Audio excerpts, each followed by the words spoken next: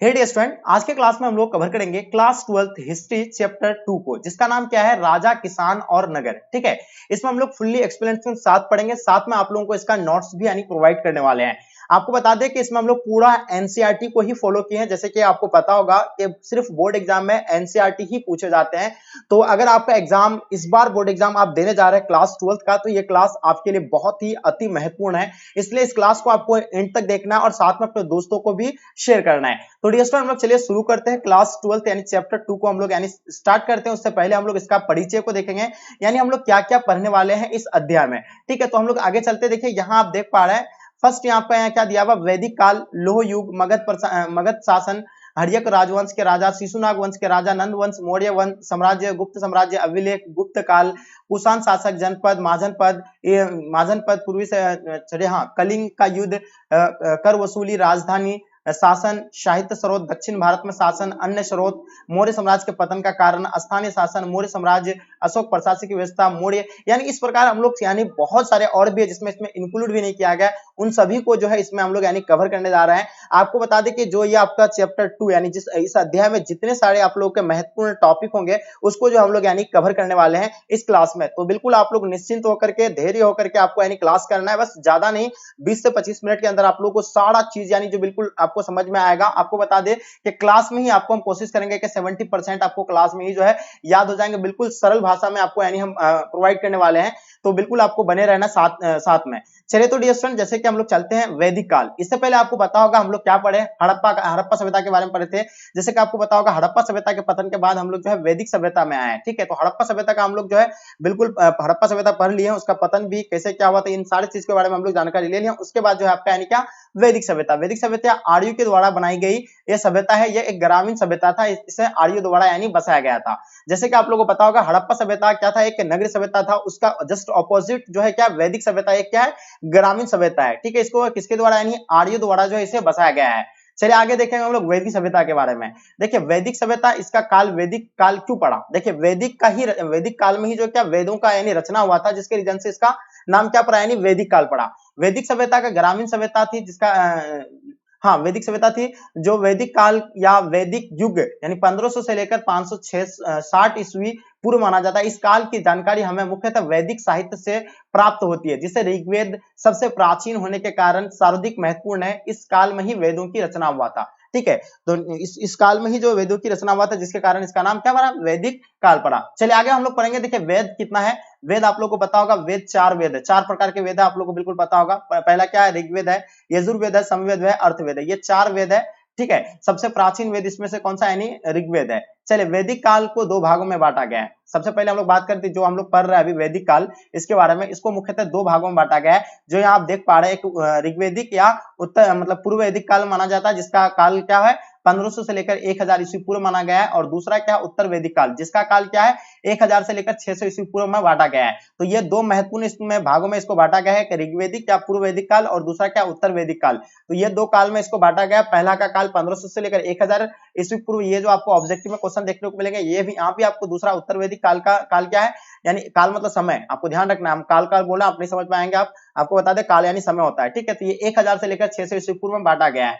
ठीक है, तो आप याद रखिएगा ये, क्योंकि ऑब्जेक्टिव में क्वेश्चन आपको देखने को मिलेंगे। यहाँ से आपका 3-4 ऑब्जेक्टिव क्वेश्चन पूछ सकते हैं कि वेद जो है, वेद कितने प्रकार के होते हैं, 4 प्रकार के होते हैं, कौन कौन सा होते हैं, उसका नाम आपको याद हो जाना चाहिए, ऋग्वेद, यजुर्वेद, सामवेद, अर्थवेद। उसके बाद ये कितने भागों में, यानी वैदिक काल को कितने भागों में बांटा गया, 2 भागों में।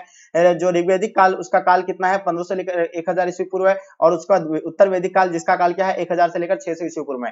तो यहाँ से आपका ऑब्जेक्टिव क्वेश्चन जो है बहुत सारे बनने वाले हैं, तो इसलिए आप लोग को बिल्कुल धैर्य होकर के आपको समझना है। चलिए आप बात करते हैं हम लोग, देखिए लोह युग। सबसे पहले हम लोग बात करते हैं लोह युग के बारे में। तो आप लोग जानते होंगे कि हम लोग हड़प्पा सभ्यता में पढ़े थे कि यानी कौन सी धातु का खोज जो है हड़प्पा सभ्यता में नहीं हुआ था, तो वो कौन सा था, यानी लोह था। लेकिन ये लोह युग कब आया, यानी लोह का खोज कब होने लगा, ये कब, यानी वैदिक काल में आकर के जो है लोह का यानी खोज हुआ। ठीक है, लोह के खोज के होने के बाद वैदिक सभ्यता में परिवर्तन आया। कुछ हिस्सों में लोगों ने लोहे और स्टील से उपकरण और हथियार बनाना शुरू कर दिया था। ठीक है, ये जो है उससे मतलब लोहा से यानी क्या बनाने लगा, स्टील, छड़, इसका मतलब उपकरण से हथियार बनाना शुरू कर दिया।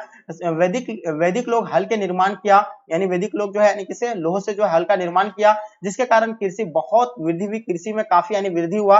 ठीक है, विकास हुआ, लोगों के पास धन इकट्ठा होने लगा, और लोहे के निर्माण के साथ ही हथियार बनाना शुरू हो गया। लोहे के निर्माण के बाद ही जो है हथियार बनना शुरू हो गया, ठीक है। उसका जिससे महाजनपद का विकास होना शुरू हो गया, इसके बाद जो है महाजनपद का विकास होना शुरू हो गया। तो देखिए आप लोगों को पता होगा महाजनपद, सबसे पहले हम लोग समझेंगे महाजनपद क्या है। देखिए महाजनपद किसे कहते हैं, देखिए महाजनपद यानी जो अभी हम लोग का राज्य है, उस टाइम में जो है राज्य को जो है क्या कहा जाता था, यानी महाजनपद कहा जाता था, ठीक है। उसके बाद हम लोग पहले इसको समझते हैं, इसको नोट कर लेना आपको। महाजनपद या प्राचीन भारतीय में राज्यों में राज्य या प्रशासनिक इकाइयों को कहते थे, ठीक है। वह गणतंत्र या राजतंत्र के रूप में यानी शासित थे। कृषि और हथियार के वृद्धि से महाजन पदों के आकार में वृद्धि होने लगा, जिसके कारण महाजन पदों का विकास होना शुरू हो गया। उस समय कुल महाजन पदों की संख्या कितना था, यानी 16 था। आपको सवाल ऑब्जेक्टिव में आएंगे कि महाजन पदों की संख्या कितना है, तो 16 है। उसमें से सबसे शक्तिशाली अगर महाजन पद की अगर बात करें तो उसमें सबसे शक्तिशाली महाजन पद जो था यानी मगध था, ठीक है। जो आपके लिए एग्जाम के लिए आपका यानी महत्वपूर्ण टॉपिक है, हम लोग 16 महाजन पदों के बारे में यहाँ नहीं समझेंगे, यहाँ सिर्फ जो आपके लिए महत्वपूर्ण है, जो आपका अध्याय में शामिल है, उन सबको हम लोग जो है कवर कर रहे हैं। तो हम लोग क्या मगध के बारे में आपका यानी अध्याय में पूरी तरह से डिटेल्स दिया हुआ है, तो हम लोग मगध के बारे में समझेंगे। तो चलिए हम लोग मगध साम्राज्य के बारे में हम लोग पढ़ते हैं। तो देखिए मगध साम्राज्य में कौन कौन राजा जो है शासन किया था, कैसे किया था, इन सब के बारे में हम लोग यहाँ समझेंगे। बहुत बारीकी से आपको समझना है, ठीक है। देखिए मगध साम्राज्य क्या है, हर्यक वंश का राजा जो यानी हर्यक वंश का राजा था, यानी मगध में क्या थे, मगध साम्राज्य में हर्यक वंश के राजा थे।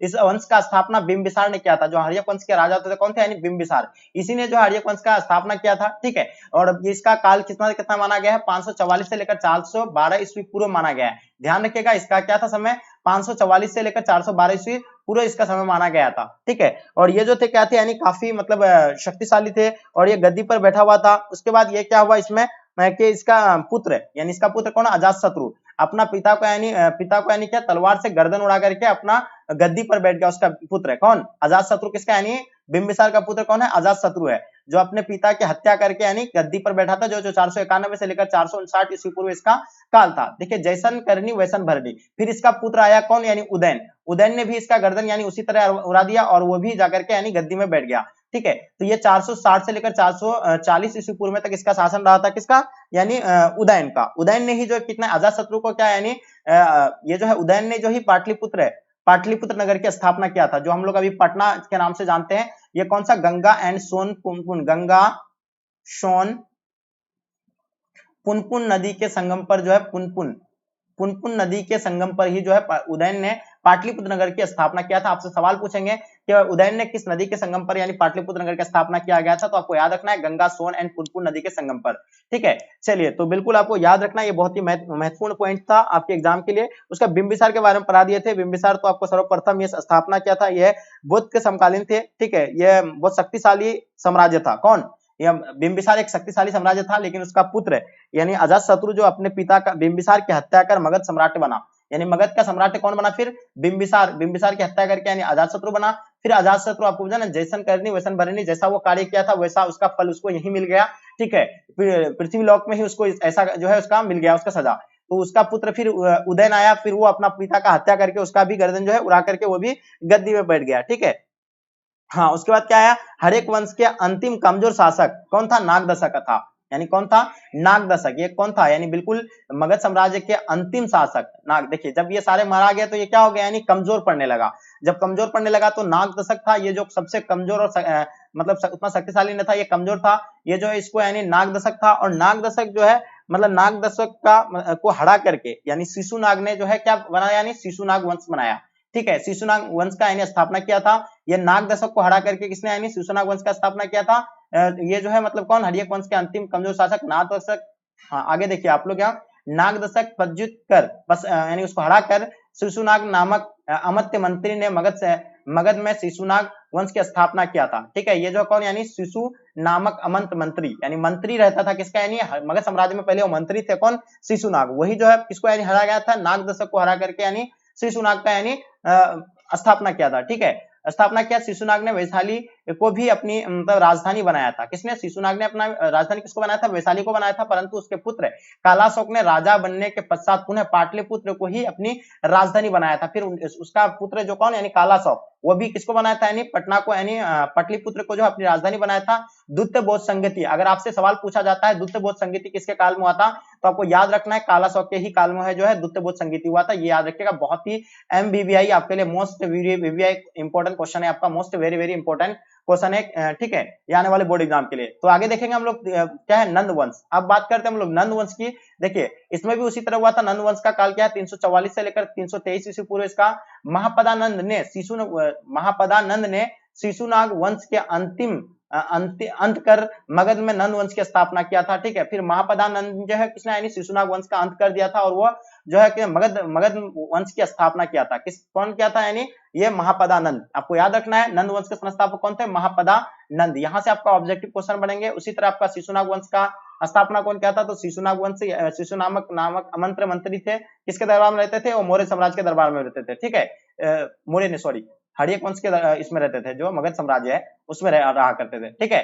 तो ये देखिए स्थापना की। इस वंश का अंतिम शासक घनानंद के पश्चात 325 ईस्वी पूर्व में यूनानी राजा सिकंदर ने भारत पर आक्रमण किया था। कब का यानी 325 ईस्वी पूर्व यूनानी राजा सिकंदर ने भारत पर आक्रमण किया था। सिकंदर के भारत में जाने के पश्चात यहाँ यानी अव्यवस्था फैल गई थी और चंद्रगुप्त मौर्य ने चाणक्य की सहायता से मगध में नंद वंश को समाप्त कर मौर्य साम्राज्य की स्थापना की थी, यानी चाणक्य की सहायता से, ठीक है।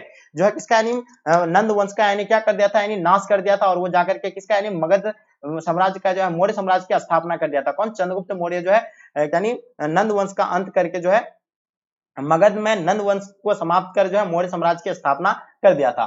तो ये मगध में नंद वंश की क्या कर दिया था यानी समाप्त कर कौन सा यानी स्थापना किया, मौर्य साम्राज्य की स्थापना किया। ये आगे हम लोग देखेंगे। आप चलते हैं मौर्य साम्राज्य के बारे में हम लोग पढ़ेंगे, ठीक है।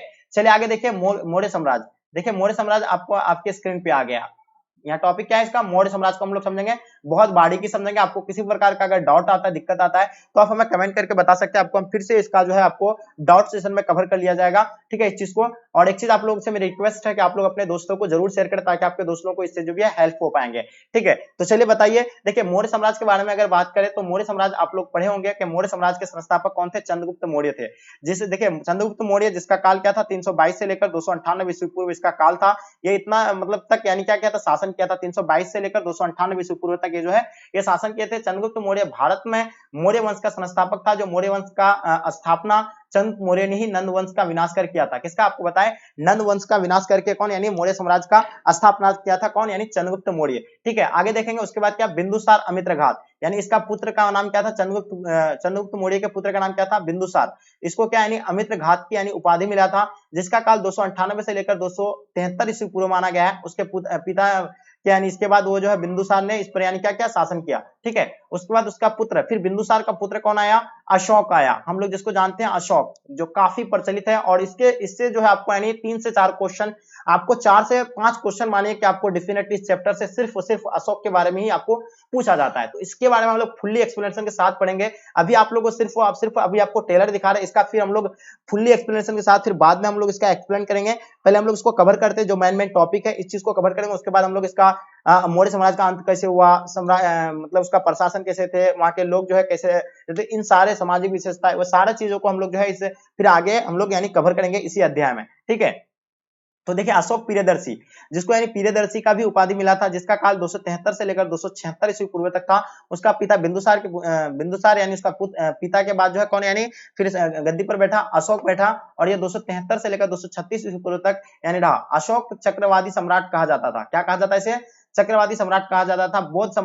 बौद्ध धर्म अपनाने के बाद उन्होंने युद्ध लड़ना छोड़ दिया था। क्या करना, युद्ध लड़ना छोड़ दिया था। इस वजह से इसके बाद वाले राजा इतने शक्तिशाली नहीं रहे और अंत में मौर्य साम्राज्य खत्म हो गया था। इसके बाद काफी लंबे समय तक भारत में बाहरी शासकों का यानी राज रहा। फिर आया गुप्त साम्राज्य। फिर इसके बाद कौन आएगा, यानी बहुत लंबे समय तक बाहरी शासकों का राज रहा। फिर उसके बाद जो है कौन आया, यानी गुप्त साम्राज्य। अब हम लोग चलेंगे गुप्त साम्राज्य के बारे में, इसमें पढ़ने वाले हैं, ठीक है। तो अशोक के बारे में हम लोग अभी पढ़ेंगे। अशोक का धम्म के बारे में पढ़ेंगे, ठीक है। उसके बाद इसका इतिहास लेखन में ग्रंथों का विश्लेषण, इसकी इन चीज के बारे में पढ़ेंगे। उसके बाद हम लोग क्या पढ़ेंगे आगे, खारवेल में गुफा इसका कौन खोजा था, जेम्स प्रिंसिप ने सबसे पहले इसका जो है मतलब इसको पढ़ाया था, ठीक है, धम्म को पढ़ा था। अभिलेखों का पढ़ा जाना, इन सारे चीजों को जो हम लोग किसका यानी पढ़ेंगे, मौर्य साम्राज्य के मतलब अशोक के बारे में हम लोग पढ़ेंगे, ठीक है। धम्म क्या है, अभिलेख किसके द्वारा खोले गए जाते हैं, इन सारे चीजों को जो हम लोग यानी अशोक के बारे में पूरा अच्छे से जानकारी लेंगे आगे में, ठीक है, इसी अध्याय में। चलिए आप बात करते हैं क्या बाहरी शासकों का राज्य रहा, फिर उसके बाद गुप्त साम्राज्य आ गया। चलिए अब हम लोग चलते हैं गुप्त साम्राज्य के बारे में पढ़ेंगे। देखिए जैसे हम लोग मौर्य साम्राज्य का अंत हो गया, पहले तो यानी मगध साम्राज्य था, मगध साम्राज्य के बाद आया कौन, यानी मौर्य साम्राज्य आया। फिर मौर्य साम्राज्य के बाद फिर आया आपका यानी सॉरी मगध साम्राज्य के बाद आपका यानी कौन आया था, जो आपका यानी शिशुनाग वंश आया था। उसके बाद जो आपका यानी कौन आया, नंद वंश आया। नंद वंश के बाद आपका मौर्य साम्राज्य, मौर्य साम्राज्य के बाद आप लोग पढ़ेंगे गुप्त साम्राज्य। देखिए गुप्त साम्राज्य का जो है चंद्रगुप्त प्रथम, यानी जो इसमें शासन किया था चंद्रगुप्त प्रथम, जो 319 से लेकर 350 तक इसका शासन काल था। और ये जो है गुप्त साम्राज्य के संस्थापक कौन थे, यानी श्रीगुप्त थे। कौन थे, यानी श्रीगुप्त थे। कौन थे, श्रीगुप्त जो है चंद्रगुप्त गुप्त साम्राज्य के संस्थापक था।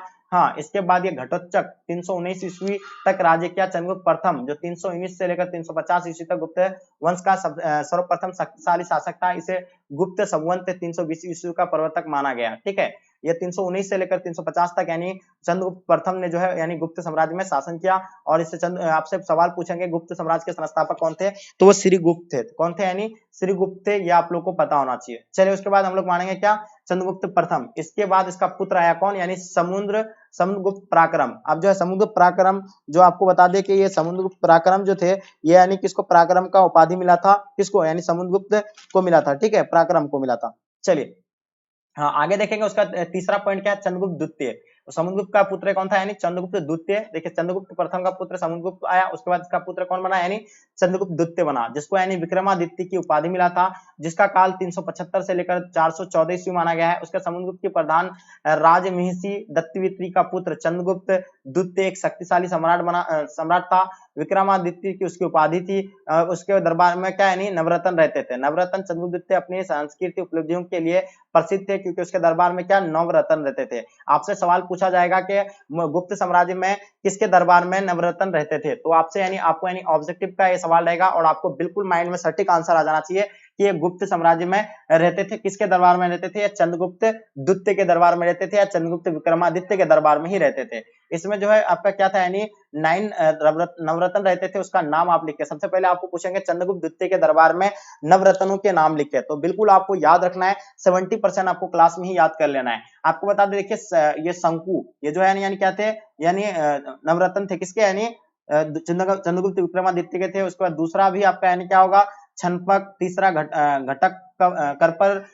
उसका क्या था, बेताल भट्ट, वराहमीर।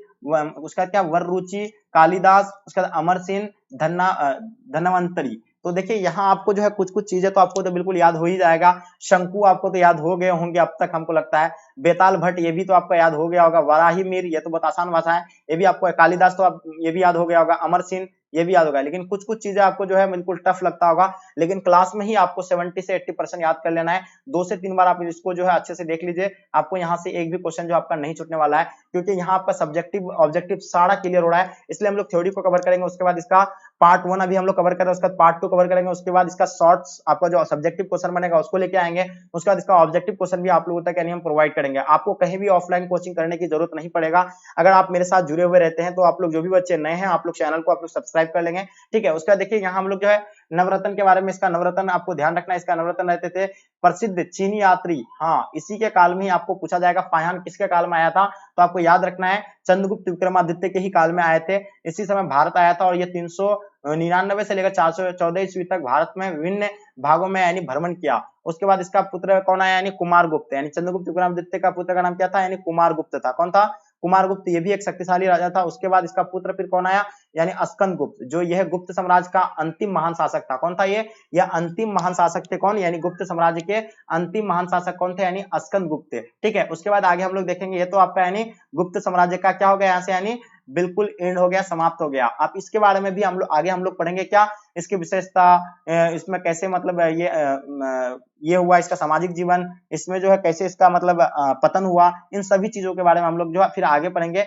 इसी अध्याय में ही, पार्ट 2 में। लेकिन अब हम लोग चलते कुछ मेन टॉपिक जो है उनको कवर करते हैं। तो गण एवं संघ क्या है। देखिए गण और संघ को आपको समझना है। गण किसको कहा जाता है, कई सदस्यों के समूह को क्या कहा जाते हैं, गण कहा जाते हैं। ठीक है, कई सदस्यों के समूह को गण कहते हैं। संघ जो है संगठन या सभा को संघ कहते हैं। ठीक है, क्या कहते हैं, संघ या संगठन या सभा को यानी क्या कहते हैं, संघ कहते हैं। तो ये आप लोगों को बिल्कुल याद रखना है, क्योंकि काफी इंपॉर्टेंट था ये। देखिए गण एवं संघ, गणराज्य शब्द में गण शब्द शामिल है, जिसका अर्थ क्या होता है, समान। क्या होता है, समान होता है। दूसरी ओर संघ शब्द का जो अर्थ होता है राज्य या शासन, ये चीज भी आपको याद रखना है। गण जो होता है यानी गण शब्द शामिल है जिसका अर्थ क्या होता है समान, और दूसरी और संघ शब्द का अर्थ होता है राज या शासन। देखिए गौतम बुद्ध और महावीर ही गण से समूह से ही थे। ये क्योंकि ये क्या करते थे यानी कई सदस्यों को जो है मिलकर चलाते थे। तो ये जो है क्या है महावीर और बुद्ध ये कौन सा यानी इसमें शामिल थे, गण समूह में शामिल थे। गण में कई लोग एक साथ शासन करते थे, गण में भी ये कई लोग एक साथ शासन करते थे। संघ में कई संगठन या सभा कार्य करते थे। उसके बाद आगे देखेंगे हम लोग, गण और संघ में सभी लोगों को समान अधिकार दिया जाता था। तो देखिए ये आपका यानी पार्ट 1 हम लोग अभी जो कवर किए, ये जो था आपका यानी क्या था यानी पार्ट 1 अभी हम लोग कवर कर रहे हैं, ठीक है, क्योंकि ये बहुत लंबा चैप्टर है, इसलिए आपका जो है बिल्कुल 2 पार्टों में इसको कवर करना बहुत जरूरी है। इसलिए नहीं तो फिर ये आपका लॉन्ग वीडियो बन जाएगा, आपको समझ में नहीं आएगा, मजा नहीं आएगा। तो हम लोग शॉर्ट में आपको यानी तैयार करेंगे। आपका यानी पार्ट 1 में हम लोग इसको यानी कवर किए। तो पार्ट 1 याद रखिएगा, ये पार्ट 1 आपका यानी कवर हुआ राजा, किसान और नगर। ये चैप्टर का नाम क्या था, राजा, किसान और नगर। ये अध्याय में हम लोग इन सभी चीजों के बारे में पढ़ेंगे। बहुत सारी चीजें इसमें जो है मेंशन नहीं किया गया। धर्म ग्रंथों का निर्माण, प्रमुख राजनीतिक केंद्र, मौर्य साम्राज्य के बाद मगध साम्राज्य का उत्थान के कारण, ये सारी चीजों को हम लोग जो है इनमें अच्छे से यानी अध्ययन करने वाले हैं। तो जहां तक आप लोग का मेन पॉइंट था आप लोग को हम यहाँ समझाने का प्रयास किए हैं। आई होप, उम्मीद है कि आपको इन सारी चीजों को अच्छे से यानी समझ में आ गया होगा। ठीक है, तो ये था आपका यानी ये जो हम लोग पढ़े थे राजा और किसान नगर, ये चैप्टर 2 था हिस्ट्री का। तो यहाँ से आप लोगों को बहुत आई होप उम्मीद है कि आपको कुछ ना कुछ ज्यादा ही आपको यानी 70 से 80% से प्लस ही आपको यानी याद हो गया होगा क्लास में। अगर आप लोग अच्छे से अगर ध्यानपूर्वक क्लास को किए होंगे तो उम्मीद है आप लोग अच्छे से 2 से 3 बार इसको अच्छे से रिवाइज कर लीजिए। और जो बच्चे नए हैं आप लोग चैनल विजिट करके जाकर के प्लेलिस्ट से जाकर के आप यानी क्लास को कर सकते हैं। ठीक है, उसके बाद आप लोगों को बता दें 7:15 बजे क्लास का टाइमिंग है। 7:15 बजे आप लोगों को क्लास को मिस नहीं करना है। 7:15 में आप लोगों का क्लास होती है। ठीक है, ये क्लास आपको मिस नहीं करना है। तो डियर स्टूडेंट, उम्मीद है कि क्लास आपको पसंद आया होगा। पसंद आया तो लाइक करके जम करके अपने दोस्तों को शेयर कर देंगे। चलिए गाइस, यहीं तक आज के क्लास को एंड करते हैं। जब तक के लिए जय हिंद, जय भारत।